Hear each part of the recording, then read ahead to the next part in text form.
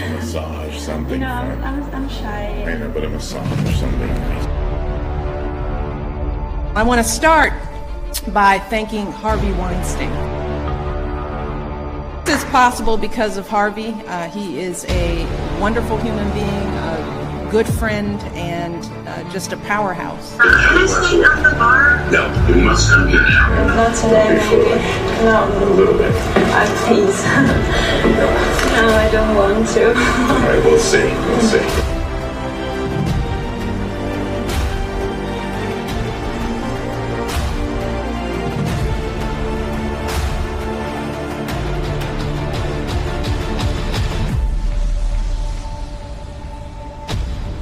I have no recollection of ever meeting this lady. Epstein was hiding in plain sight. We all knew about him. We all knew what he was doing. But we had no one that would go after him. They were afraid of him. For whatever reason, they were afraid of him.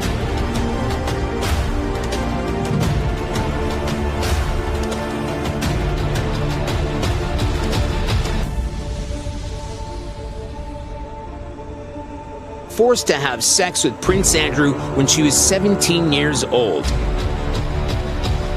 Bill Clinton. Got a lot of problems coming up, in my opinion, with the famous island with Jeffrey Epstein. A lot of problems. Oh, but that island was really a cesspool. There's no question about it. Just ask Prince Andrew. He'll tell you about it. Kathleen Willey, Juanita Broderick, then Donald Trump in the middle, Kathy Shelton, Paula Jones. These are women who have made very strong accusations against Bill Clinton. I did not have sexual relations with that woman. How disappointed you feel, because I feel it too.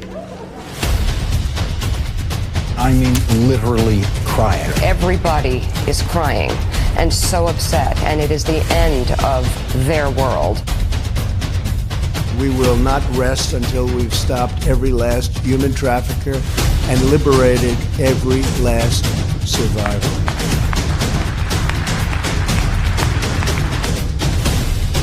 This is a different Earth today than it was 24 hours ago. It's a different place. It just is different.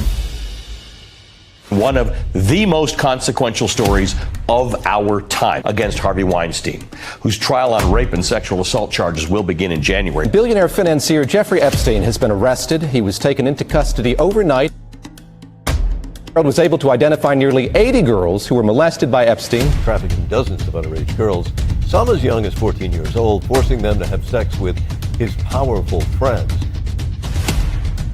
New victims and witnesses who spoke to authorities in New York over the past several months. Probably quite a few important people, powerful people who are sweating it out right now. We'll have to wait and see whether Epstein's going to name names or what kind of information he's going to try to trade.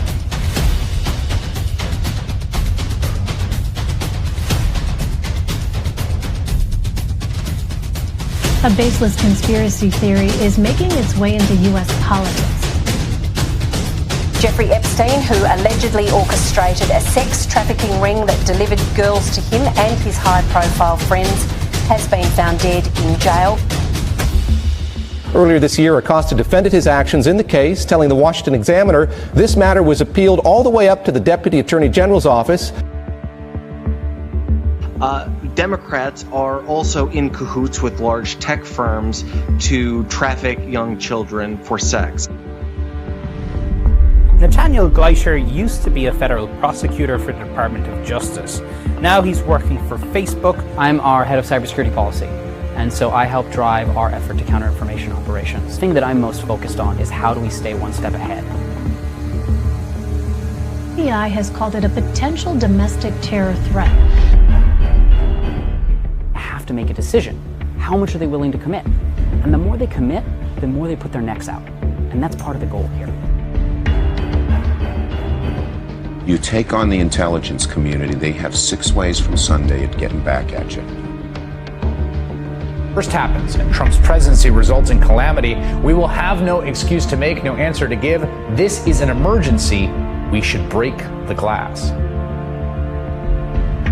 And shut it down. And you know what? You're probably going to be successful. And they're going to be people that are going to die because of this. The idea of impeachment grows as a real and a concrete possibility that the time has come. Today on Capitol Hill, as House Democrats announced 2 articles of impeachment against President Trump, abuse of power and obstruction of Congress.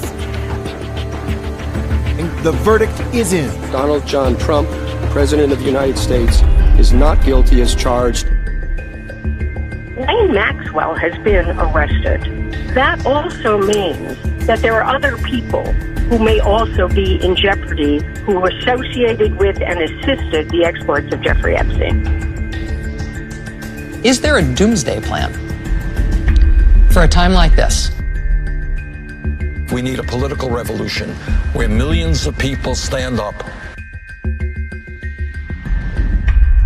We have to collectively, in essence, burn down the Republican Party. That sentiment at the core of the coalition cannot be pried loose, and it cannot be negotiated with, and it cannot be appeased. We have to level them. Utterly confronted and destroyed. The organization today declared the coronavirus a global pandemic.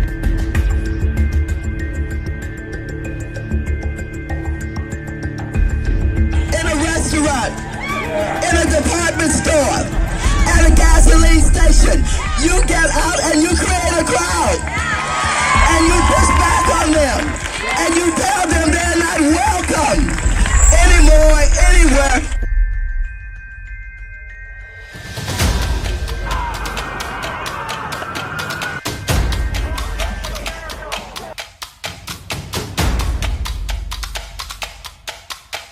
We announced the creation of the International Revolutionary People's Guerrilla Forces.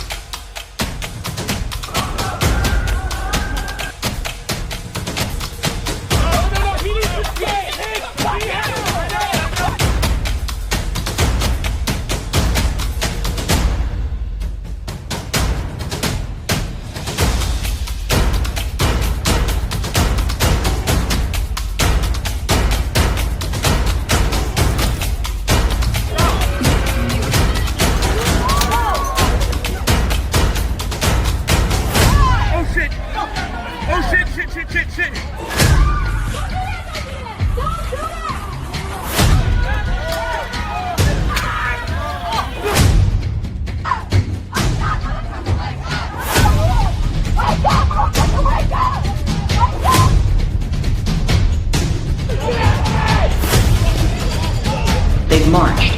They've bled. Yes, some of them have died. We have done this before. We can do this again. I'm telling you, they're not going to stop. And everyone beware, because they're not going to stop. They're not going to stop before Election Day in November, and they're not going to stop after Election Day. And that should be, everyone should take note of that on both levels. They're not going to let up, and they should not. And we should not.